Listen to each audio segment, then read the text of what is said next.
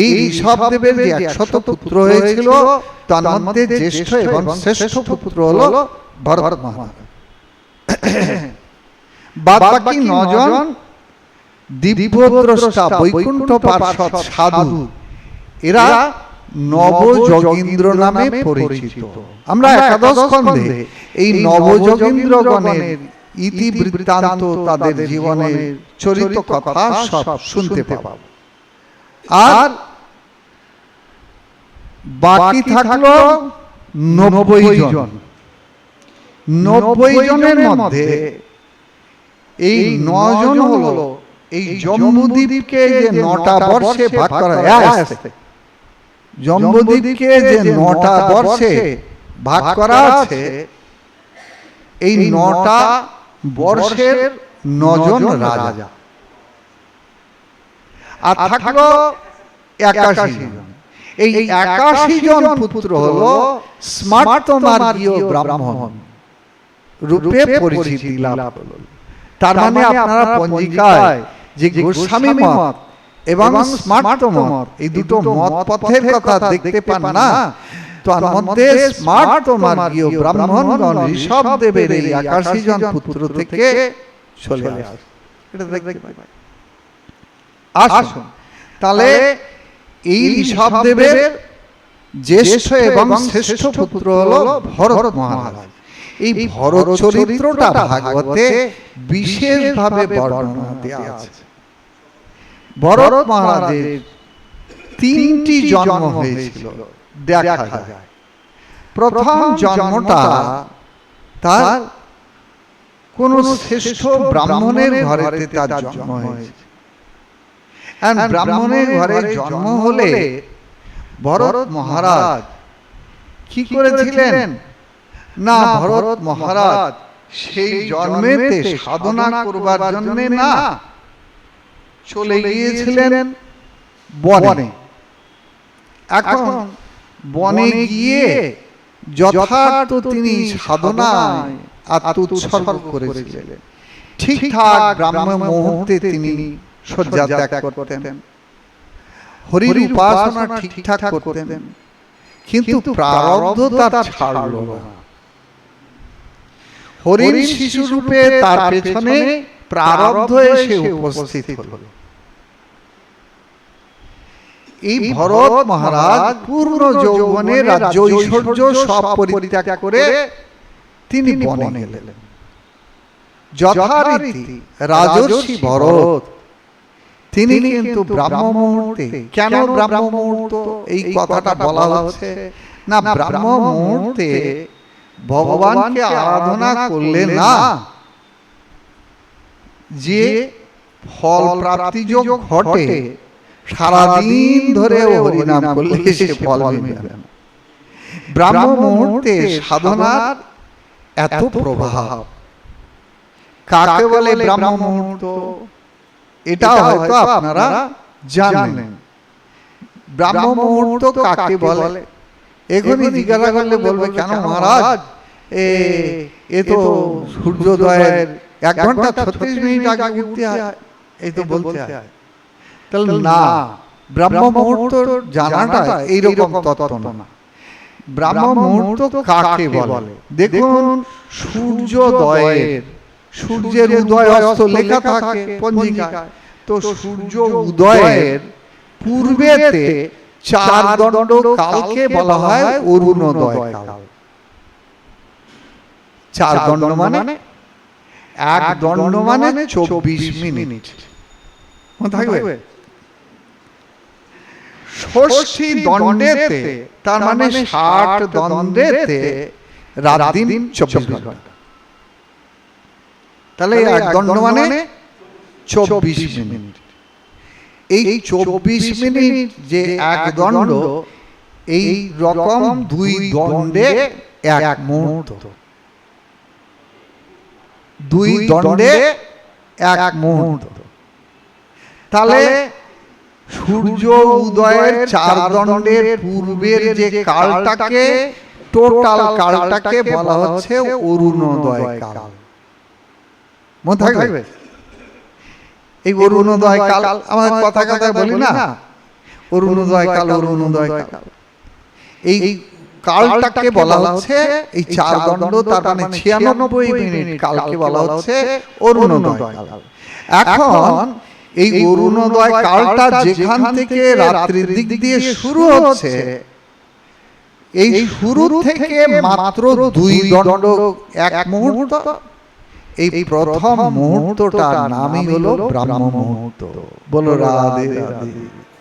মনে থাকবে এই ব্রাহ্ম মুহূর্তের এত মহিমা কেন? ওই ব্রাহ্ম মুহূর্তের পূর্বে উঠে স্নানাদি শৌচক্রিয়া করে যদি ইষ্টের আরাধনায় আপনি মনোনিবেশ করতে পারেন, তাহলে জানবেন সারাদিনে ভজনের যে সংস্কার, যে সম্পত্তি আপনার লাভ হবে, ওই ব্রাহ্ম মুহূর্তে 48 মিনিট সময়ের মধ্যে যদি আপনি হরিনামটা করে নিতে পারেন, কমসে কম 16 মালা, বুঝতে পারেন, তাহলে পরে 1 লক্ষ হরিনামের ফল আপনার লাভ হচ্ছে। কেন বলুন তো? বলে ওই ব্রাহ্ম মুহূর্তে না, দেবগুরু বৃহস্পতি এই ভারত ভূমির উপরে, যাও ভাগো, এই দেবগুরু বৃহস্পতি এই ভারত ভূমির উপরে আশীর্বাদ করবার জন্য আসেন। গুরুদেবের এই জন্য স্তুতিটা গুরুবাষ্টক আপনি আমি করি। গুরুবাষ্টক কোনটা বুঝতে পারছেন তো? সংসার সংসার কি বলে? সংসার নল, সংসার দাওয়া নলিল লোক, ত্রাণায় কারুণ ঘন ঘনাতম, প্রাপ্তৈষ কল্যাণ গুণার্ণবশ, বন্দে গুরু শ্রী চরণারবিন্দ, মহাপ্রভু কীর্তন নিত্য গীত, পাবিত্র দান মনসরসীন, রোমাঞ্চ কম্পাসু তরঙ্গ ভাজ, বন্দে গুরু শ্রী চরণারবিন্দ, শ্রীবীর আরাধনিত না, শৃঙ্গারতান মন্দির মাঞ্জনাদ, যুক্ত শোভক্তাংশি, বন্দে গুরু শ্রী চরণারবিন্দ, চতুর্বিধ শ্রী ভগবৎ প্রসাদ, সাধন তৃপ্তান হরিভক্ত জনা, কীর্তৈব তৃপ্তিং ভজতো সদৈব, বন্দে গুরু শ্রী চরণারবিন্দ, শ্রী রাধিকা মাধবয়োর পার, মাধুর্য লীলা গুণ রূপ নানা, প্রতীক্ষণ সাধন লোলুপস, বন্দে গুরু শ্রী চরণারবিন্দ, নিকুঞ্জ যৌন রতিকেলি সিদ্ধই, জালি বিযুক্তিরপেক্ষণীয়া, তত্রাতি দাক্ষাদতি বলবশ, বন্দে গুরু শ্রী চরণারবিন্দ, সাক্ষাদরিতেন সমস্ত রূপতস্তত ভাবতৈব সদ্ভি, কিন্তু প্রভর্জ প্রিয় এব তোষ, বন্দে গুরু শ্রী চরণারবিন্দ, প্রসাদাৎ ভগবৎ প্রসাদ, যস্য প্রসাদন গতিগুতয়পি, দয়ানুস্তুবাংস্তস্য যশস্রী সংজ্ঞাম, বন্দে গুরু শ্রী চরণারবিন্দ। তারপরে এই শ্লোকটা কিন্তু সাবধান, অনেক মঠে এই শ্লোকটা কিন্তু পাঠ করে না, কিন্তু এই শ্লোকটা গুরুবাষ্টকের মাহাত্ম্য সূচক শ্লোক, 9 নম্বর শ্লোক। শ্রীমদ্ গুরুরষ্টকমে তদুচ্চয়, ব্রাহ্মে মুহূর্তে পটতি প্রজাতা যস্তে না বৃন্দাবনাথ সাক্ষাৎ সে বৈবল্লভ জনসন্ত এবা বন্দে গুরু শ্রী চরণারবিন্দ বন্দে গুরু শ্রী চরণার। তাৎপর্য কি এই শ্লোকে? যিনি এই গুরুদেবের স্তুতি অর্থাৎ গুরুবাষ্টক, যিনি ব্রাহ্ম মুহূর্তে শয্যা পরিত্যাগ করে গুরুদেবের এই স্তুতি কীর্তন করবেন, তিনি বস্তু সিদ্ধিকালে সাক্ষাৎ বৃন্দাবননাথ অর্থাৎ যুগল কিশোরের নিত্য সেবায় তিনি যোগযুক্ত হবেন। বলো রাধে রাধে। বুঝতে পারছেন? এই ব্রাহ্ম মুহূর্তে গুরুদেব আশীর্বাদ করতে এলেন।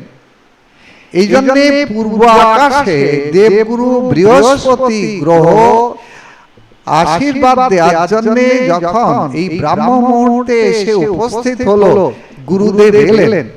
তা গুরুদেব আশীর্বাদ দেবেন কাকে? শিশু তাকে নাক ডাকিয়ে ঘুমাচ্ছে, গুরুদেব আশীর্বাদ দেবেন কাকে?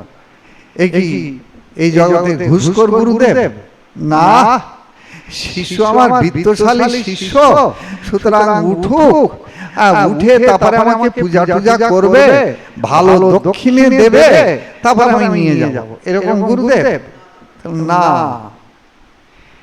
সত্যিকারে যিনি শিষ্যের কল্যাণকামী গুরুদেব, তিনি অবশ্যই সকলের আগে গাত্রোত্থান পূর্বক ভগবানের আরতি দর্শন করবার জন্য সমস্ত শিষ্যদের সামনে পূর্বভাগে এসে উপস্থিত হবে। এটা আমার গুরু মহারাজের জীবন আদর্শে আমরা এটা দেখেছি। এই মন্দিরের দরজায় আমরা কোনদিন গুরুদেবের আগে আসতে পারি, মনে করলাম আজকে গুরুদেবের আগে গিয়ে হাজির হব, কিন্তু এসে দেখি গুরুদেব বসে আছেন।